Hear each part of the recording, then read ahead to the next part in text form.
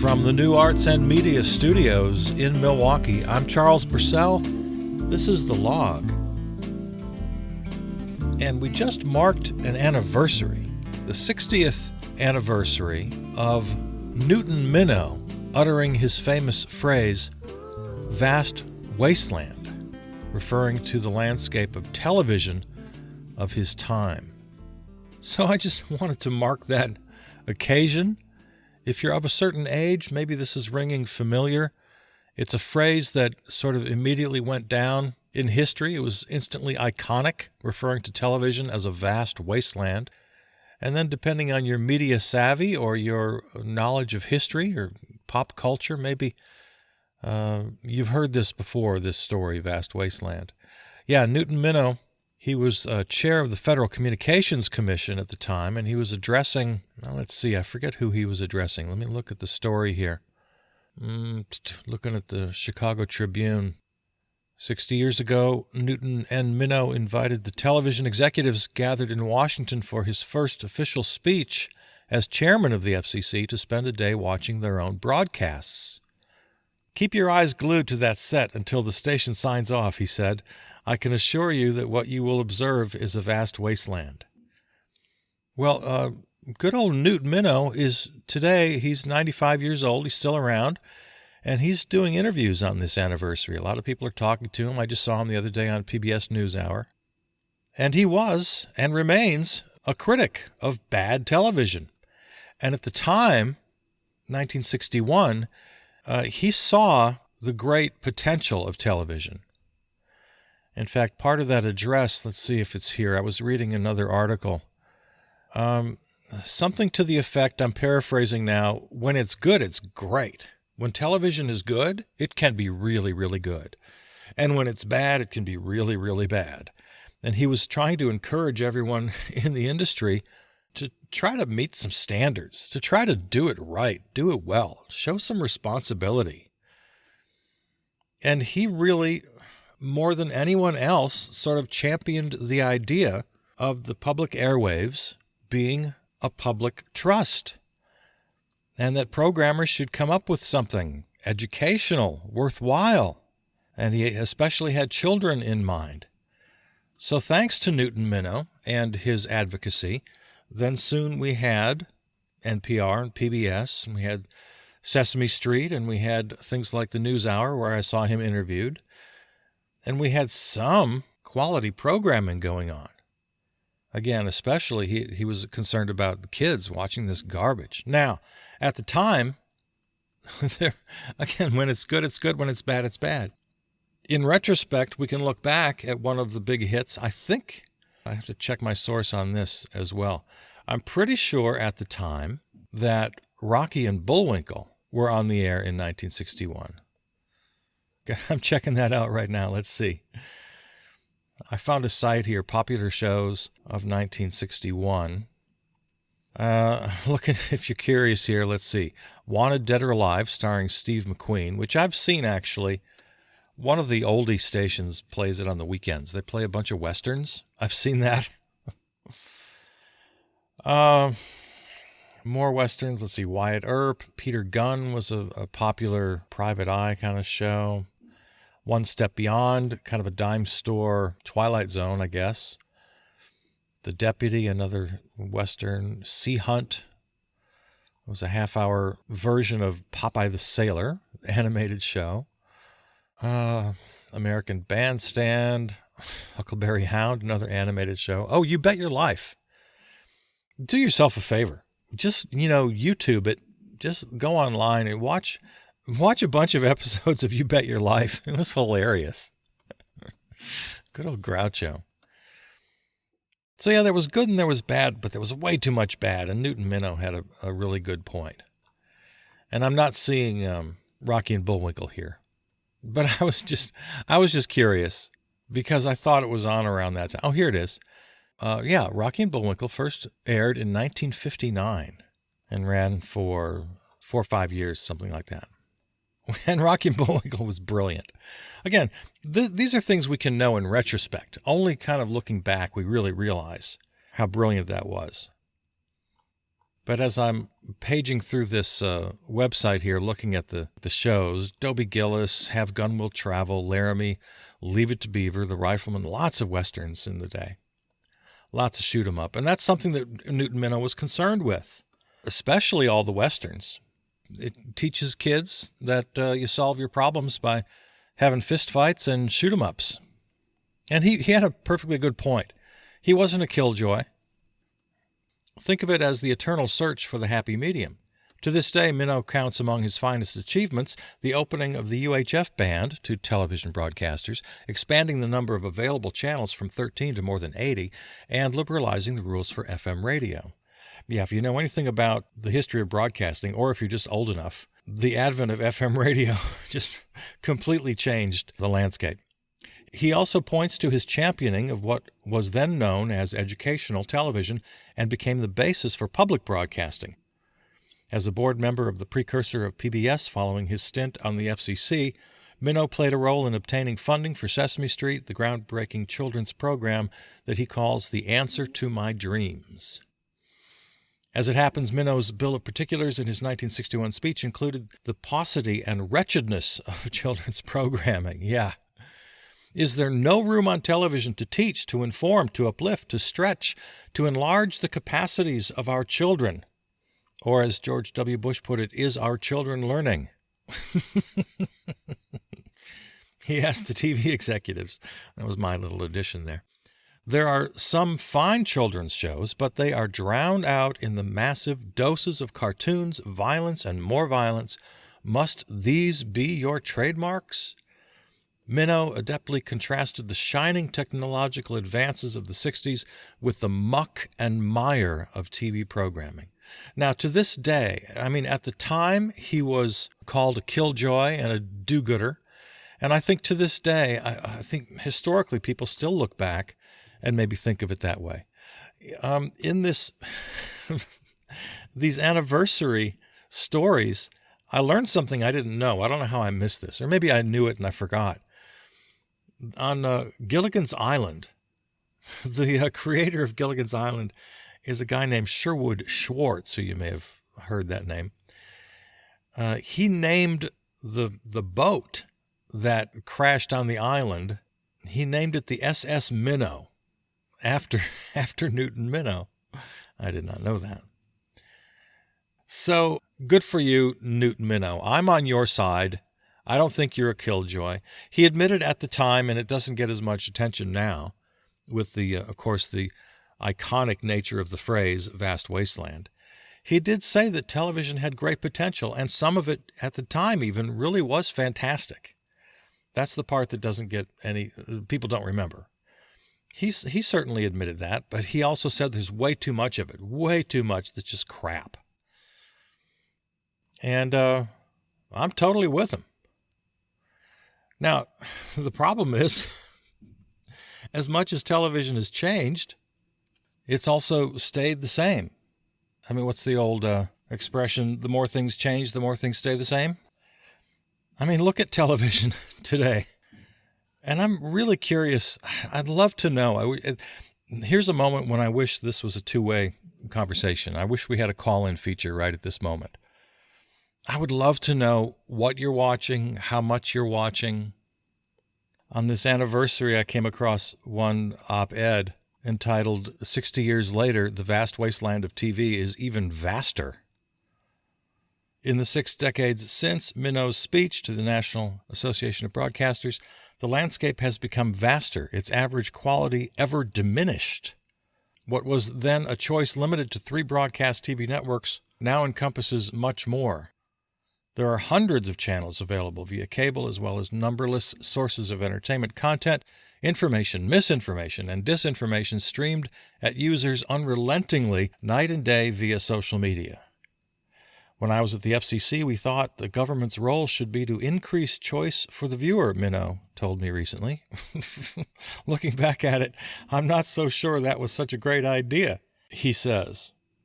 because of the proliferation of voices, you now have a huge number of outlets seeking attention, and many of them think the way to seek that attention is to go to the extremes.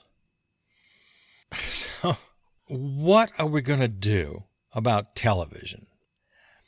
If it was a vast wasteland then, if it was a wasted opportunity, a medium with wonderful potential that was being largely ignored, can we still say that's true today?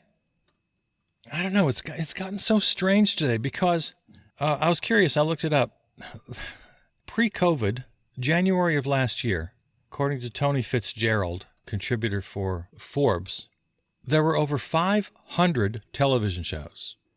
532 is the number she came up with. And that was up 7% from the prior year and represented an all-time high. I think there was just a slight drop-off in our COVID year. We'll see what happens going forward. 532 scripted TV programs in 2019. And of course, in the last couple of years, we've had Disney Plus, we've had Apple TV Plus, we just recently had Paramount Plus. The streaming services keep expanding and expanding. And at the risk of myself sounding like a killjoy, I don't get it. You and I talk about television occasionally, and I've mentioned this before. I'm not a purist.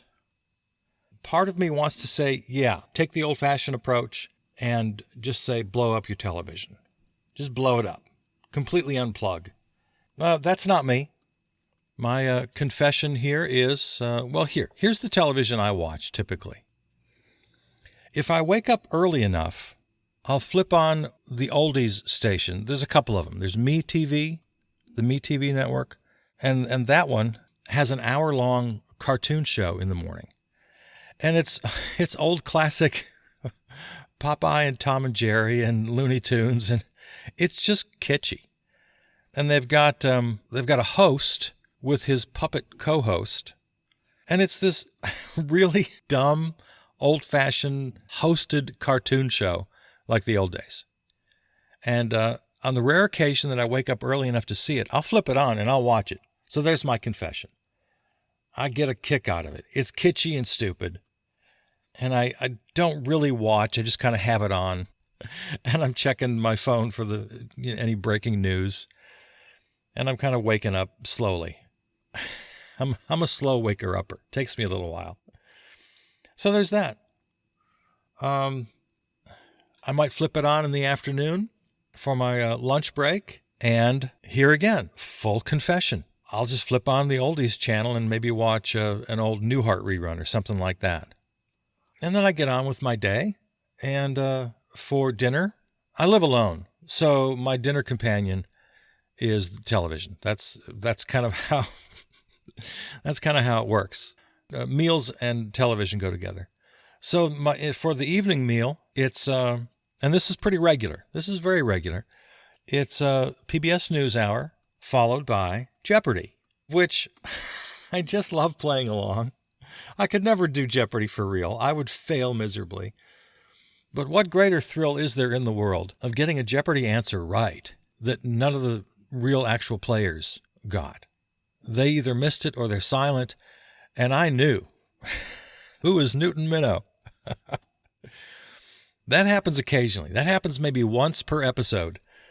I know something that all three contestants missed. And that's my thrill for the day. And then I spend the evening doing something, usually in the studio, working on this podcast or working on this or that project. And then before bed, I'll check out, if I think of it, I'll check out The Daily Show with Trevor Noah. I think you and I have talked about this before.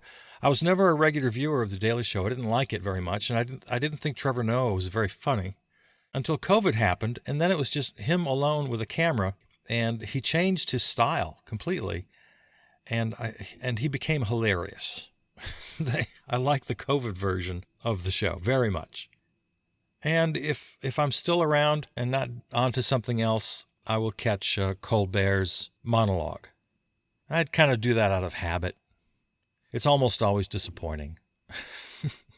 It's like Saturday Night Live. It's something that I watch out of habit, And typically, I wish I hadn't. I feel bad afterwards. It's like, what am I doing? And none of this is appointment television. I don't have to do any of it. But that's kind of a typical day for me. So I'm not a snob. I'm not a don't watch television guy.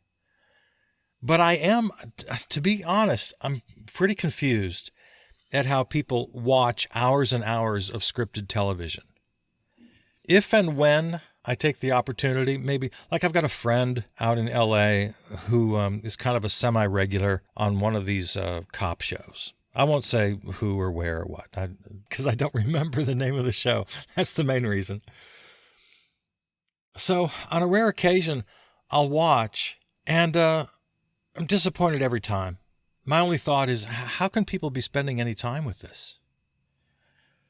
Also, occasionally, I'll tune in based on a recommendation that I've gotten from someone who I like, someone I admire, someone I trust. Oh, you got to see this. It's really great. And again, almost always disappointed. So I'm a little confused. I'm a little confused, frankly, at how people can be spending so much time with television. I mean, what I just described sounds like a lot to me. That sounds like a lot of screen time. And that's not even including sort of scrolling social media and coming across the occasional video, which again, I'm human. I'm not above this stuff. I'm not pretending I'm anything special. If I'm scrolling around, I come across a little stand-up set by somebody, I'll check it out. So as it is, even with my very casual, limited exposure, it's already taken up too much of my time. How in the world could I add to that binging several series, which people seem to do? Here again, here's where I wish you could just call me right now. I wish this was a live call-in show. Can someone explain this to me? How people can spend hours and hours? I mean, 532 television shows? Who's watching all of this content? I honestly don't get it. I really honestly don't get it. So on this anniversary of Newton Minow and his infamous or famous utterance, television is a vast wasteland. For all of the many innovations, for all of the many changes, I still think it's more true now than ever. So, I don't know. What do you think? What do you watch? How many minutes, hours a day do you spend watching television? I don't quite get it. I'm having a very hard time understanding. Now, when I come across things that I like, that I enjoy, that I find worthwhile, I'm the first one to recommend them right here on the podcast. I'll say, hey, did you see such and such the other night? I sort of scan the listings, and I keep up on the Frontline documentary series on PBS. I think that's pretty good. I'll watch that occasionally. Right now I'm watching, I'm kind of hooked. There are 2 episodes into the series on PBS, what's it called? Greta Thunberg, A Year to Change the World. I think that's what it's called. Camera crew followed her around for a year, and it's fantastic.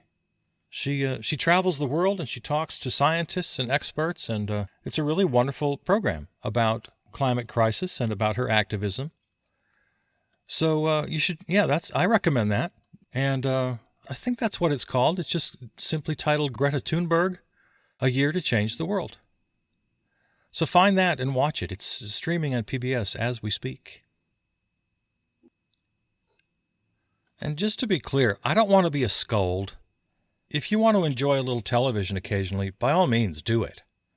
And if you're finding programs that entertain you or touch you or move you, well, good for you. I'm not here to judge anybody. When I say I don't understand, I mean that quite literally. I honestly don't understand how all of this programming is being produced and who the hell is watching it. It seems crazy. It just seems like too much. Oh, you know what? Here, with the time we have remaining, I'm obviously not going to get to anything important today. It's too late. I've wasted way too much of your time. As long as we're not going to get to anything important, let me take a moment to talk about Nomadland. Yeah, everybody loved Nomadland. It won the Oscar for Best Picture. I thought, okay, I'm going to see this to see what it's all about. And if you'll recall, I don't know when this was, several episodes ago, maybe a week or two ago, you and I talked about this. I confessed that I hadn't seen it. I have now seen it since. But at the time I said, okay, I haven't seen it. And the reason I haven't seen it is because I think I'm going to hate it. I'm pretty sure I'm going to hate this movie. And here's why. I read quite a lot about it. I saw the trailer. PBS NewsHour did a long feature on not only the movie, but the so-called nomad movement itself, or van life. And I read articles. I read reviews of the book it was based on. So I had all this information about Nomadland. And I thought, I'm certain I'm going to hate this movie. Because the impression I got from everything I read is that it sort of glorified the movement. It's something that people do by choice, not by economic necessity. The fact that it's set during and immediately following the 2008-2009 financial crash, and the movie does touch on that fact, but it also goes out of its way. And again, here now, I'm speaking as a person who has now seen the movie. And I did indeed hate it as much as I expected to. Because it de-emphasizes the idea. In fact, it really sort of rails against the idea that these people are quote-unquote homeless or even houseless. This is a lifestyle choice. Now, that's fine. If this book and this movie want to have that point of view, I understand that that's part of the big picture. And as with any period of American history and with any subculture of people and how they're dealing with issues, of course it's going to be multi-layered, it's going to be complicated, everybody has different motivations. Sure, there are going to be people in the movement, in the so-called van life, like the main character played by Frances McDormand in the film, who are free-spirited, they don't want to be tied down, the character has options.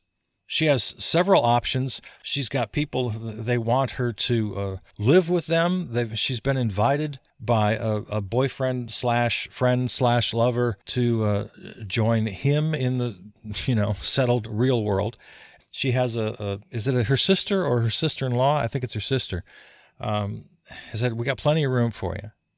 And in one of my favorite scenes of the movie is when she's talking to the sister. And it's just clear by the nature of the dialogue and the beautiful performance by Frances McDormand. I think she deserved Best Actress, which she won. This heart-wrenching and yet certain decision of hers, this feeling of certainty that there is no way she could take her sister up on this invitation. It would just destroy her soul and spirit to live in this house with these people in this neighborhood. And I could completely relate to that. So many good things to say about the movie, about the performance, but my number one criticism remains the same and was completely confirmed. It de-emphasized the pain and the struggle and mostly the unfairness, the injustice of forcing people into these decisions when housing has just become so expensive, when reliable employment has become so precarious, and all these people have been forced into this so-called van life. And you can dress it up and you can romanticize it all you want. And to a certain extent, yes, I understand that these people are free, they have a certain spirit, they're nonconformists. I applaud all of that. But the movie portrayed a world that seemed to entirely ignore the responsibility of an economy, a government, a collective effort by all of us as a nation to show a little more responsibility to people. So in a perfect world, or even in a world that was slightly better than the one we have, someone like the Frances McDormand character, a nonconformist, a free spirit, could live a full and complete life without having to shit in a bucket and without living in this precarious situation where if your van breaks down in the middle of nowhere, you are just screwed. There is a very dark side to van life. In fact, if you just Google the phrase, the dark side of van life, you're going to get several hits. It's not just all Instagram photos of happy people out on the range living their best life. Your van breaks down, now you are homeless, and you need some help quick. If you're sick, you better hope you've got a community out there, which is something else the movie really put a big emphasis on, this wonderful community. But according to what I'm seeing on the dark side of van life, the loneliness, the lack of community can be just crushing. Basic, simple pleasures of life become impossible. The turn of the weather can change things. The vulnerability, my God, opening yourself up to exploitation, to theft, God forbid, to rape, abuse. This is not anything to take lightly. So the whole van life thing, the whole nomad culture, I'm not here to judge anybody. If this is what you want to do, and are there upsides? Sure. Is there a certain freedom that you can't find anywhere else? Sure. But I knew I would hate the movie because it glossed over, number one, the inherent dangers, and even more importantly, as I said earlier, our responsibility as a culture, as a nation, to ensure that people have safe and healthy lives. Just because you want to be free, just because you want to be a nonconformist, doesn't mean you have to give up your basic rights as a human being. You don't have to surrender the basic justice that you deserve. We keep saying over and over on this program, just by being a human being, just by being born into this world, you have certain human rights. You have a right to be safe. You have a right to be healthy. You have a right to shelter. You have a right to food and clothing and education. These are human rights. And if you are an oddball, if you are a nonconformist who really wants to be free, you shouldn't have to surrender all of those rights to find your freedom. So even though the film Nomadland was a brilliant film, as films go, I mean, the cinematography, the performances, the directing, everything about the film itself, from what I could see, the film was beautifully made and beautifully fashioned and performed. So, bully to the filmmakers. Great. It won Best Film. It looked like it deserved it. But I knew I was going to be pissed off at the message, and I was. I absolutely was. 100% confirmed. It romanticized van life, and even worse, it let all the rest of us off the hook. Oh, these people want to live that life? It's up to them. Go ahead. I've washed my hands now of all responsibility because you've chosen this lifestyle. So the fact that you're now lacking in basic human rights is no longer my responsibility. Yeah, it had this very distasteful, toxic individualism, uniquely American attitude throughout the film. Hated the message. Hated it, hated it, hated it, hated it, hated it. All right, there you go. Have a full, wonderful life. However you choose to live it. All right, I love you. I'm Charles Purcell.